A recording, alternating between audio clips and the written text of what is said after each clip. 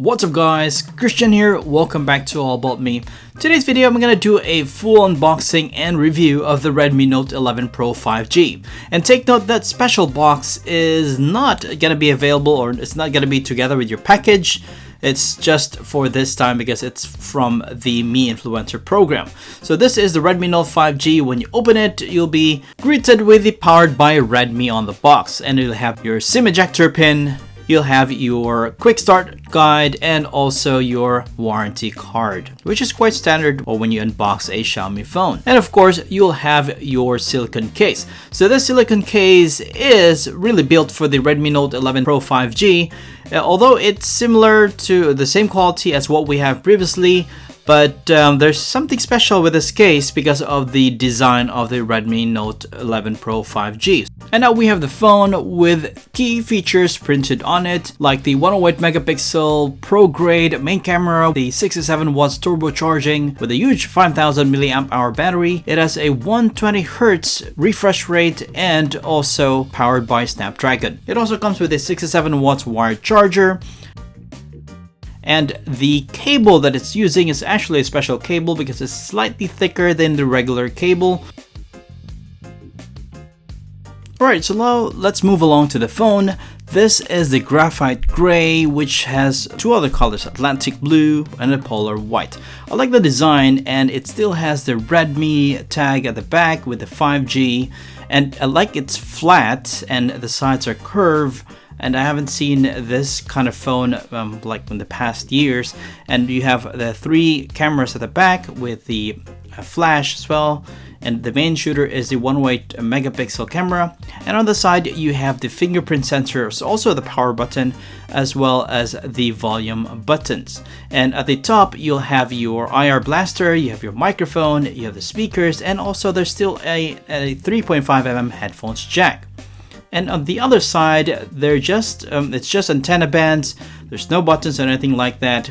And at the bottom, you have the SIM tray, you have the Type-C port, you have the microphone and the speaker. And at the front, we have a very thin, almost minimal, almost you can barely see it, the receiver speaker. And of course, you have a small dot for the front-facing camera. Okay, so let's power this up and let's have a look on the interface. Let's start by checking out its display. Alright, so I like the color. This is the first thing that I've noticed on this phone. I like the color, I like the saturation. This has a 6.67 inches display with an 86% screen to body ratio. The resolution is 1080p by 2400 pixels with a 20:9 ratio and 395 ppi density. It has a Super AMOLED screen with a maximum refresh rate up to 120 Hz. So it supports HDR10 and it is super bright at 700 nits, so which is a great upgrade compared to the Redmi Note 10 Pro, which is only at 450 nits. Well, the screen is super smooth and I didn't have any issue if I use it outside because of its great brightness. If you look at the bezel, it's not pretty thick as well, and I'm still getting used to the feel of a squarish, like an edgy kind of phone, because I'm used to curved phones, which is quite common in the past few years. But now this type of phone is not very common now, but it is quite good that you have something different. And also I'll be doing a comparison to this and the previous two models, like the Redmi Note 10 Pro and the Redmi Note 9 Pro in the upcoming weeks. Alright, so looking at the front is a tiny dot, and it barely actually, I mean, it doesn't really affect at all when you're using the phone. If you're watching a video or if you're playing something or you're playing a game, it doesn't affect at all. So at the bottom, the chin is slightly thicker. It is an acceptable thickness, and the sides are actually pretty thin.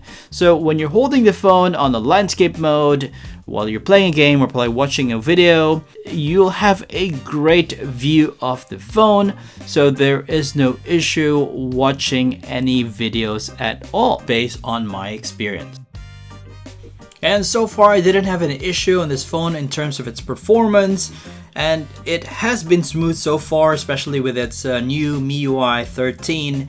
And under the hood we have the Snapdragon 695, and you might ask, with the Redmi Note 10 Pro, Snapdragon 732G, but this is a newer version, and this is actually way faster, 17% faster than the 732G Snapdragon. So this has a clock speed of 2.2 gigahertz, which is slightly lower than the clock speed of the 732G, which was 2.3 gigahertz, and this is using Andreno 619. And just briefly compare between the Snapdragon 732G and the Snapdragon 695 of this phone. The reason why I'm comparing this, because the Snapdragon 732G is actually the processor used on the Redmi Note 10 Pro, and this Redmi Note 11 Pro 5G is using the Snapdragon 695. The only edge of that Snapdragon 732G is actually its CPU clock speed, which is 2300 versus the 2200 on the Snapdragon 695, and the rest of the pros goes to Snapdragon 695. Like, it has a smaller size transistor, which is 6 versus the 8 nanometer of the Snapdragon 732G, and it shows better Antutu benchmark score. And the current score that I got for this is 389,637, and this supports 14% higher memory bandwidth compared to the Snapdragon 732G, and it has better instruction set architecture.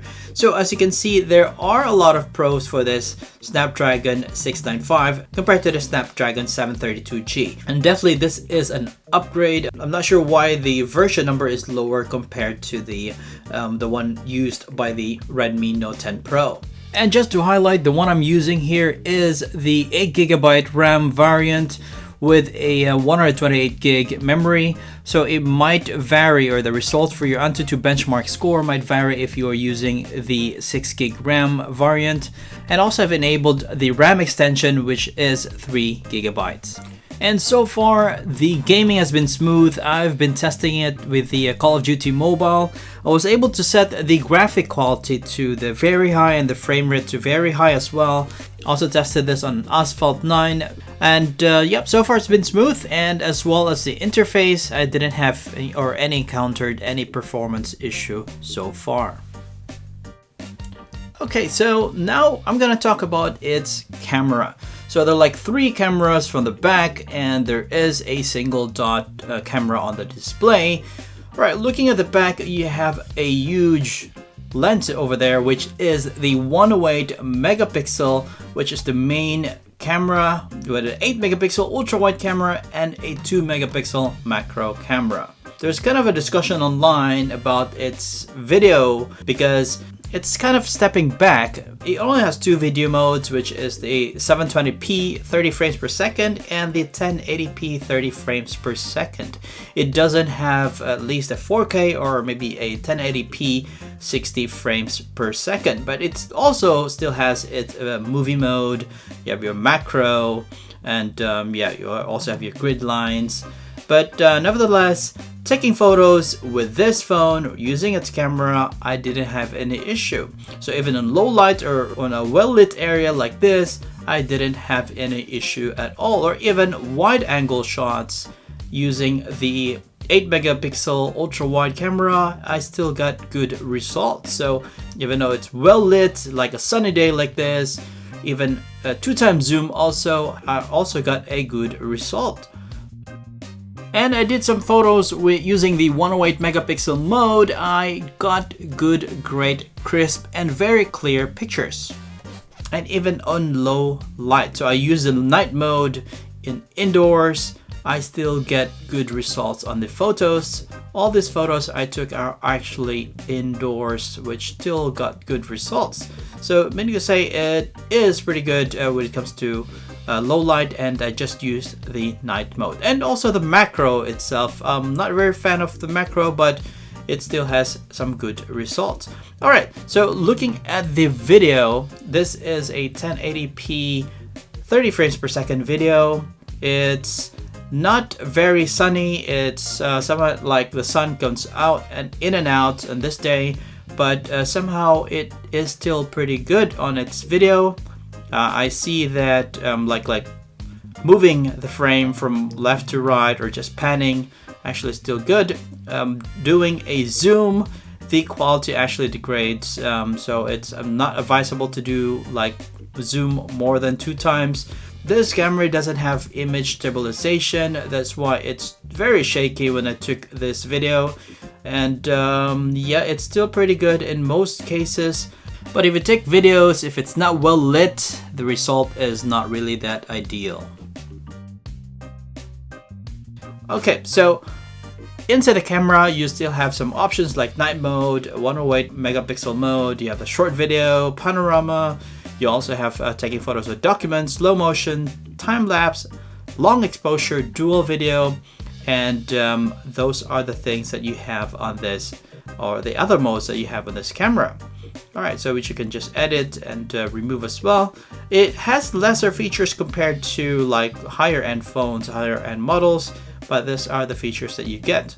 Okay, so let's now talk about the front facing camera. Alright, so the front facing camera, it has a 16 megapixel front facing camera with an f2.4. And you can also record a video, you can do vlog, maybe if you like. It has a 1080p 30 frames per second and also a 720p 30 frames per second. And mostly decent selfie photos I got, even though it's a little bit wacky. Somehow I get some sepia color filters when I was taking selfies outside. Okay, so this is the quality of the front camera. As you can see, give it a turn. Right, so how about the focus? It doesn't focus quite well that fast. In terms of color, I think it's pretty okay, but there's some filter being applied. Let's see. It's quite decent for its price range, I believe. Talking about its sound quality, it is great, it's loud, it's solid because it has some stereo speakers, one at the bottom and one at the top. And the still kept the 3.5mm jack. This is all throughout the Redmi Note series. And also this has a certification for high resolution audio.